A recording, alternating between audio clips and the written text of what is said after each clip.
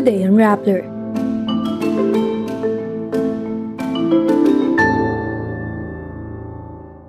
Former House Speaker Martin Romualdez appears before the Independent Commission on Infrastructure and denies any wrongdoing.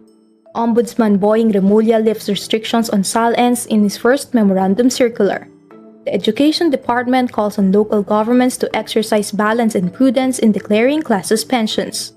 A special interagency investigation team is formed to probe the murder of whistleblower Kyle Antatico.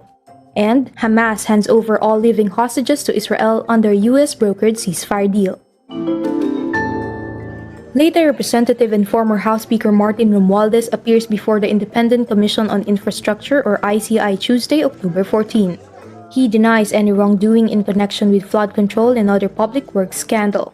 Romualdez, cousin of President Ferdinand Marcos Jr., spent about 2 hours in the ICI office. Sa ngayon po, it's about facts and evidence and hindi lang political noise or speculations. Kaya the ICI commissioners were able to ask me many questions and I was able to answer it. I'm ready to come back to the commission anytime I'm invited, so that if I can share more information, I will do so. Romualdez also talks about his Statement of Assets, Liabilities, and Net Worth or SALN. Sir, are you willing to release your SALN? I will do at the instance of the commission. In a statement his office released, Romualdez says he has nothing to hide and insists he was not part of the bicameral conference committee. He adds he is willing to do anything that will help speed up the investigation. House and Senate hearings invited research persons who said Ko and Romualdez allegedly received kickbacks from infrastructure projects. Companies linked to Ko also cornered billions worth of government contracts. Ombudsman Remulla lifts existing restrictions on statements of assets, liabilities, and net worth or SALN.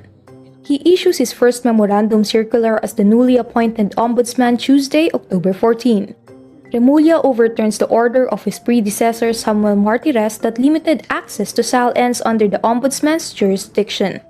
His office says, quote, "This decision is guided by a simple principle. The public has a legitimate right to know how those in government acquire and manage their wealth. Transparency in this area is not a slogan, it is a safeguard against corruption and a deterrent to abuse of power." Last week, Remulla announced his office will allow access to public official SALNs and will order the Ombudsman's Field Investigation Office to resume the conduct of lifestyle checks.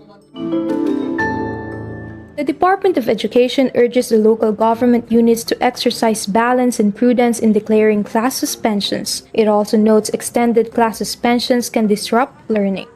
This after Laguna Governor Sol Aragones suspends face-to-face classes in the province from October 14 to 31. She cites earthquake preparedness in case the big one strikes Metro Manila and nearby areas. Her Facebook Live was captioned, "Face-to-face classes in all levels in Laguna are suspended due to quote-unquote nakaambang lindol or an imminent quake." While many supported Aragones' decision, others expressed frustration over the lack of scientific basis behind it. They argue, since earthquakes cannot be predicted, a 2-week class suspension is excessive if the intent is merely to prepare school buildings. Meantime, the Philippine Institute of Volcanology and Seismology says, quote, "We agree with the suspension of classes if it is for checking the integrity of buildings, but disagrees with Aragones' decision if based on the claim that, quote, an earthquake is about to happen in the next 2 weeks.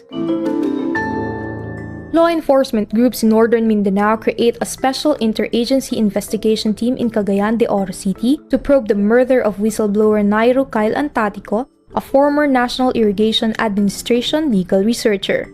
PNP Region 10 spokesperson Major Joan Navarro says investigators have identified a person of interest based on the initial leads. The NIA Central Office, meantime, has offered a 100,000 reward for information leading to the arrest of those behind Antatico's killing. Police also say they were looking into the circumstances surrounding Antatico's resignation from the NIA. His relatives tell Rappler he resigned in July. Antatico was receiving death threats since November 2024, shortly after he began flagging alleged NIA ghost projects which farmers never benefited from. Hamas releases their last remaining Israeli hostages while thousands of Palestinian prisoners return to the West Bank and the Gaza Strip. All of these comes after a US-brokered ceasefire deal seen as a big step towards ending the two-year war in Gaza. Trump says in a speech to the Israeli parliament, "Today the skies are calm, the guns are silent, the sirens are still, and the sun rises on a holy land that is finally at peace." Despite these, huge obstacles remain for a resolution to this generations-old conflict. These includes how exactly the Gaza Strip will be governed and the potential creation of a Palestinian state, which the Israeli government vehemently rejects. Hamas has also reportedly killed at least 33 people affiliated with the gang following the ceasefire agreement. Hamas cites crime and security concerns as the reason behind the killings. And that's today's wrap. I'm Ayla de la Cruz. Thank you for watching. Click the link below for the full story. Follow us on Rappler's YouTube, Facebook, X, Instagram, and TikTok.